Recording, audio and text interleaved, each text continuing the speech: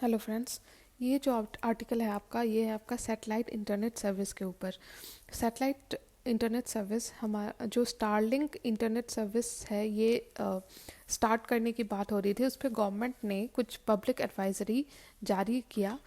Government ने कहा कि लोगों को मना किया है इसकी सर्विस लेने से, कि नॉट टू सब्सक्राइब इट, क्योंकि ये लाइसेंस्ड नहीं है। इसको अभी तक इंडिया में लाइसेंस नहीं मिला है।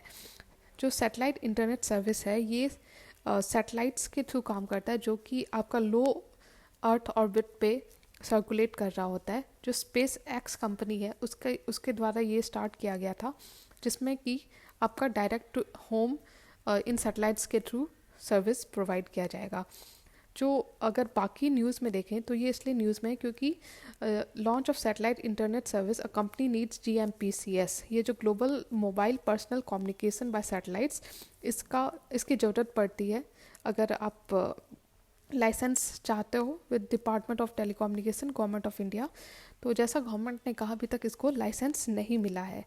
अब समझते हैं कि सैटेलाइट इंटरनेट सर्विस है क्या।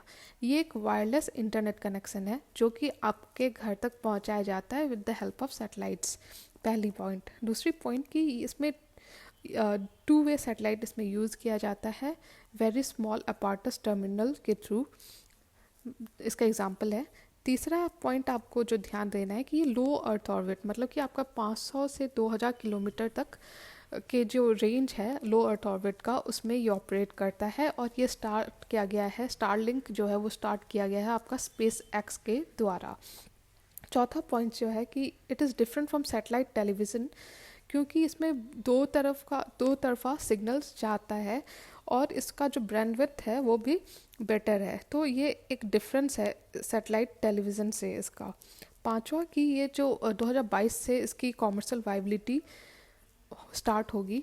और इससे क्या होगा कि जो डिजिटल इंडिया का जो हम बात करते हैं, या जो फार फ्लंग एरिया, हिली या जो टेरेन, जो रफ टेरेन का बात करते हैं, वहाँ पे इसके थ्रू सर्विस पहुँचाना इजी हो जाएगा। जो लास्ट पॉइंट है कि जो बाकी इंटरनेट सर्विस है इंडिया में, जैसे कि डिजिटल सब्सक्राइबर लाइन या फिक्स्ड वायरलेस इंटरनेट या wireless cellular network, fibre optic cables etcetera, ये इंटरनेट सर्विस के बाकी एग्जांपल्स हैं। इसके थ्रू इंटरनेट प्रोवाइड किया जाता है। लास्टली समझ लेते हैं कि बेनिफिट और चैलेंजेस क्या क्या हैं जब हम सैटेलाइट इंटरनेट सर्विस के बारे में बात करते हैं। तो पहला तो बेनिफिट यही है कि ये चीप है, मतलब कि जो रूरल एरिया या फार फ्लंग एरिया या जो डिफ़िकल्ट एरिया, वहाँ पे भी चीपली हम इसके थ्रू इंटरनेट सर्विस प्रोवाइड कर सकते हैं। तो लास्ट माइल कनेक्टिविटी में ये हेल्प करेगा। दूसरा पॉइंट है कि जो DSL कनेक्शन है उससे बेटर इसका स्पीड है, क्योंकि ये 100 Mbps तक पहुंच जाता है। इसका स्पीड 100 Mbps के आसपास रहता है। तीसरा पॉइंट है कि ये जो डिज़ास्टर रिकवरी, मतलब कि जब हो सकता है कि लास्ट माइल कनेक्टिविटी या जो भी कनेक्शन है वो सीवियर हो जाए, मतलब कि रुक जाए, डिस्टर्प्ट हो जाए, तो उस समय ये इमरजेंसी के लिए यूज़ किया जा सकता है, क्योंकि इसका जो है सैटेलाइट बेस्ड आपका सर्विस है। चैलेंजेस का जहाँ तक बात करें तो क्या क्या चैलेंजेस हैं उसमें आप देखोगे, तो पहला कि इसमें उतना स्पीड नहीं पहुँचता, और साथ में हाई लेटेंसी, मतलब गैप रहता है, लेटेंसी रहती है इन द सर्विस। पूरा जो इंटरनेट आपका चलेगा उसमें आपको लेटेंसी दिखेगी।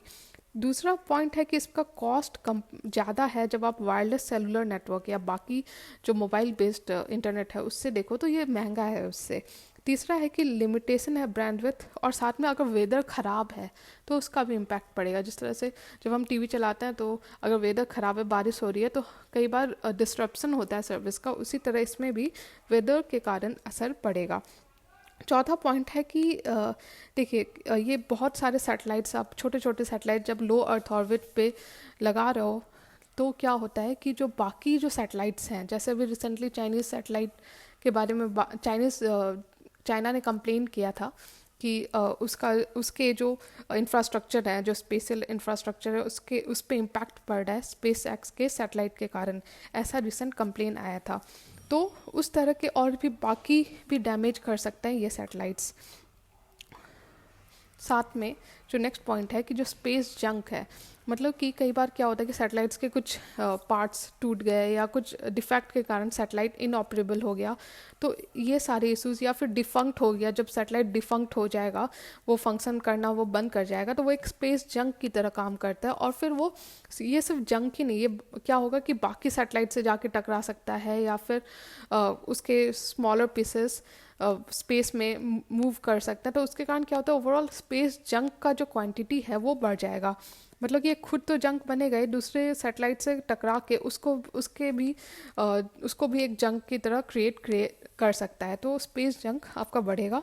लास्ट पॉइंट है कि नॉट, ये जो वीपीएन सर्विस है उससे ये कंपेटेबल नहीं है।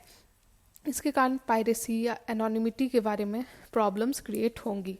तो इस तरह से हमने समझा कि जो ये स्पेस एक्स की जो सैटेलाइट इंटरनेट सर्विस है वो क्या है, उसके चैलेंजेस क्या हैं, और साथ में उसमें क्या बेटर है, जो क्या क्या हमें फ़ायदा होगा उससे, उसको भी हमने समझा। और ये इसलिए भी इम्पॉर्टेंट हो जाता है क्योंकि चाइना के बारे में रिसेंटली न्यूज़ आया था कि उसने कंप्लेन किया था कि उसके जो इंफ्रास्ट्रक्चर है, स्पेस इंफ्रास्ट्रक्चर, उसको इम्पैक्ट कर रहा है स्पेस एक्स के सैटेलाइट्स। तो इस तरह से हमने ये पूरा न्यूज़ समझ लिया। आई होप आपको वीडियो अच्छा लग रहा हो तो प्लीज़ लाइक कीजिए, मेरे चैनल को सब्सक्राइब कीजिए और साथ में शेयर कीजिए। Thank you.